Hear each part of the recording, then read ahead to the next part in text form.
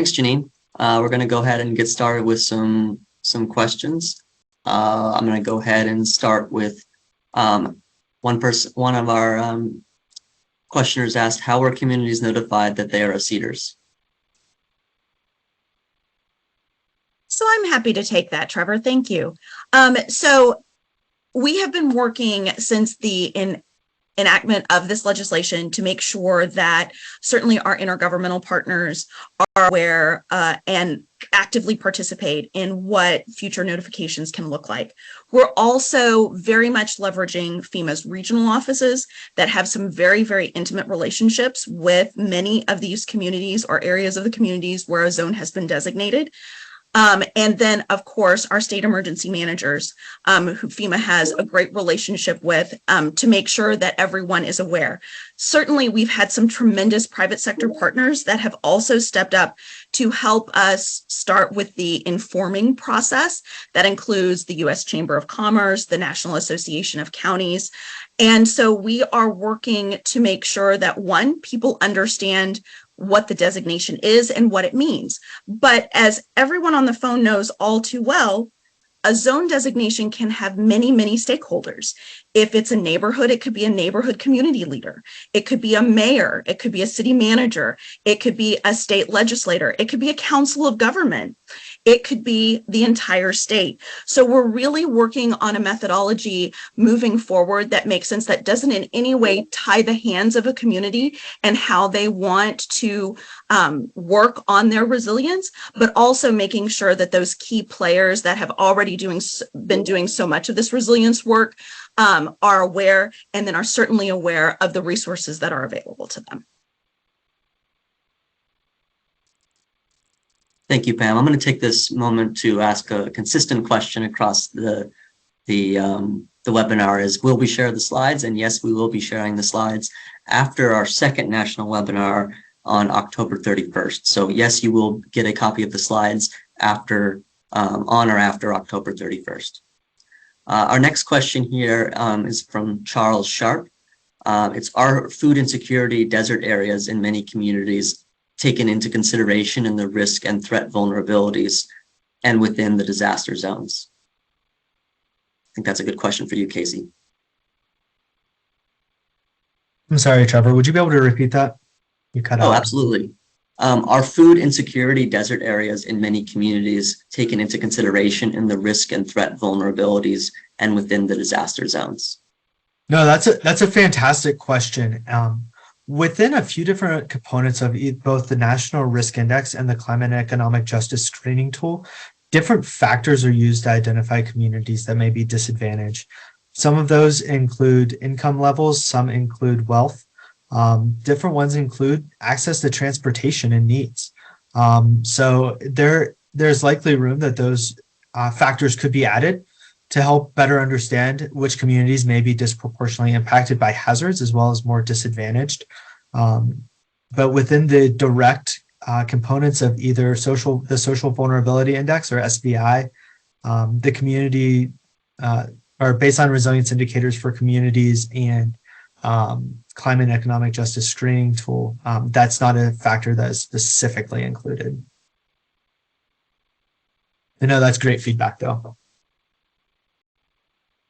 Trevor, if I may add on to that, I think that this question also highlights the ever-evolving nature of our understanding and appreciation of community resilience, right? Whereas FEMA had traditionally been very focused on disaster impacts and a lot that is very focused on infrastructure.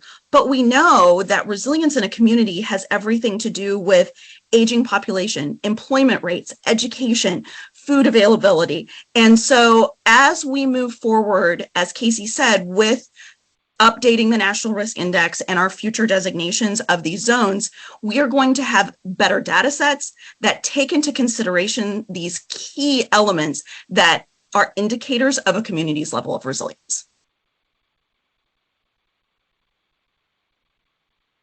Thank you, Pam. Our next question is submitted anonymously. The CEDAR selection for Alaska is a jurisdiction that in our opinion isn't the most at-risk community. The formulas that were used to identify this designation were skewed to larger population-centric impacts rather than the most underserved communities, as recognized by their economic status and known impacts from disasters? Another great question. And there's a few different parts of this that I want to break down. The first is, we are leveraging data and information to make a data-driven decision. And part of that data and information is really understanding hazard and hazard risk. Different parts of Alaska are at risk to different hazards.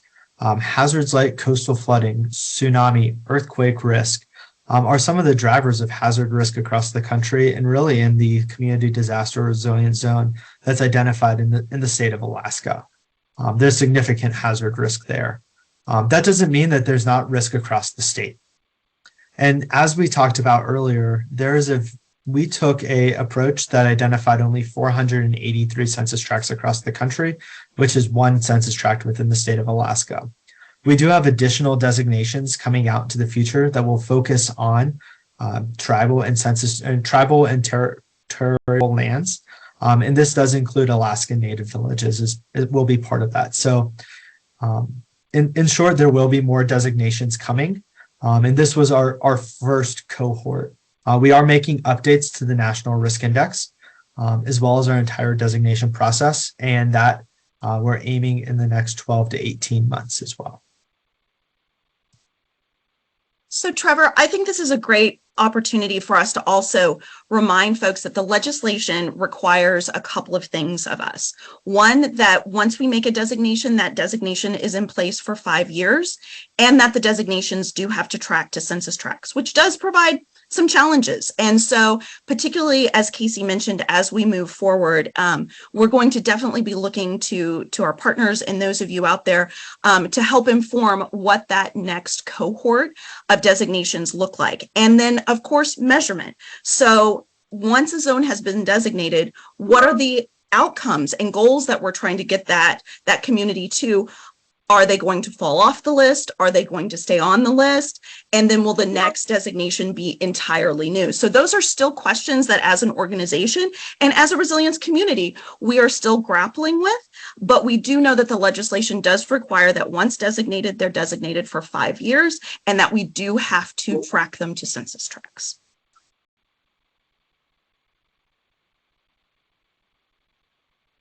Thank you, Pam. Our next question is from Carolyn Hamilton Arnold. Will the cost share amounts and available FEMA support be available for resilience projects that include but extend beyond identified CEDARS census tracts?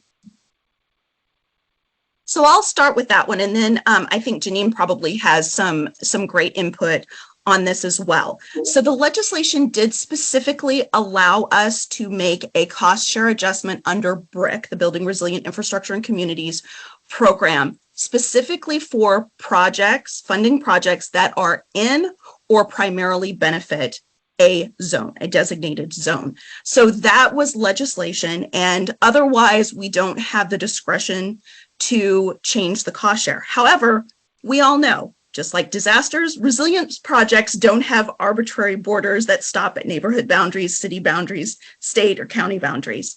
So one of the ways that we're really encouraging folks to look at this is truly the cache of benefit that projects have. We know that we can do flood control projects way upstream that have miles and miles of benefit downstream.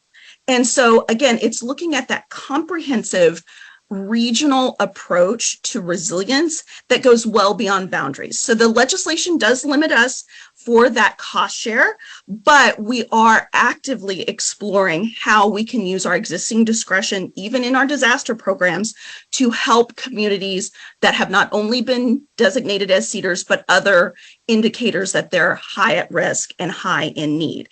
And that's something that we're so proud of our federal partners and our private sector partners. Everyone is really trying to pull and stretch their existing discretionary authority without even any additional legislation to see what they can do, not only to benefit these zones, but the cash around these zones, understanding that benefits and resilience and challenges don't arbitrarily stop at borders. Janine, do you have anything you want to add? Because you've been doing this for a long time. No, I think you gave great examples, but I will say, for instance, the area of drought.